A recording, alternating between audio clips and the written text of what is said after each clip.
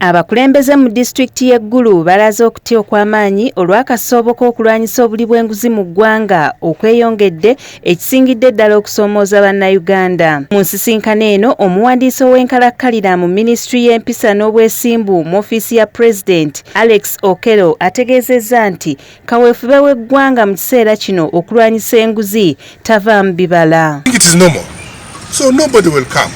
And that is what we have also found here, that you know, in the rural areas, in the towns and outside the city, even in the city, people seem to adore those who appear in large cars, those who build houses. For a short time you see a big mansion come, they say, that fellow has made it. And certainly that is wrong. We have to tell the people that when somebody comes out like that, ask them, where have you got this money?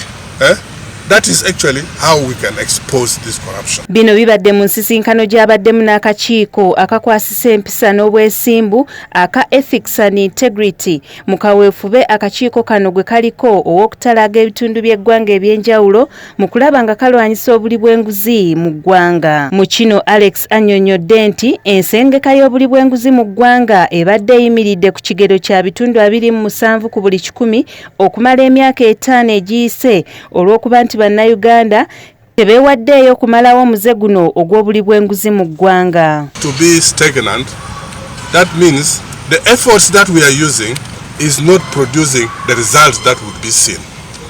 And of course there is a lot of knowledge now, a lot of reports seem to be coming out.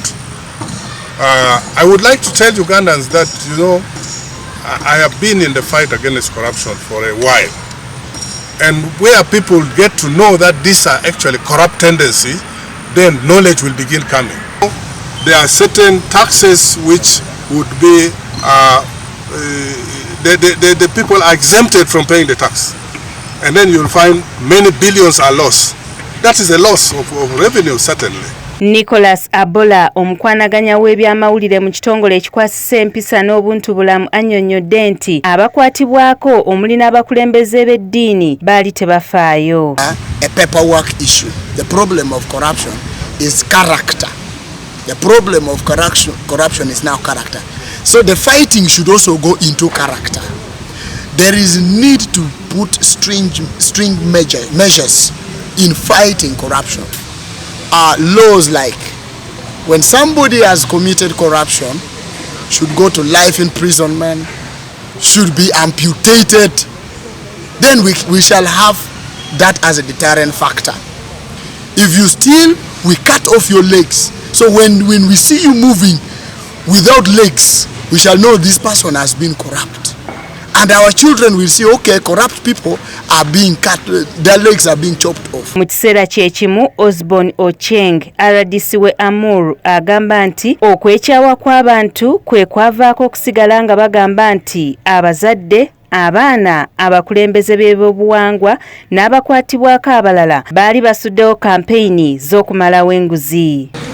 It's like corruption tendency is being instilled in the generation, because when you move around you see statement from parents, statement from the population about covering up things in form of token of appreciations. So these ones tells you the kind of minds we have. Even in churches, if you want to have prayers, you need to pay for someone to pray for you. So all this tells you that we have a moral decay.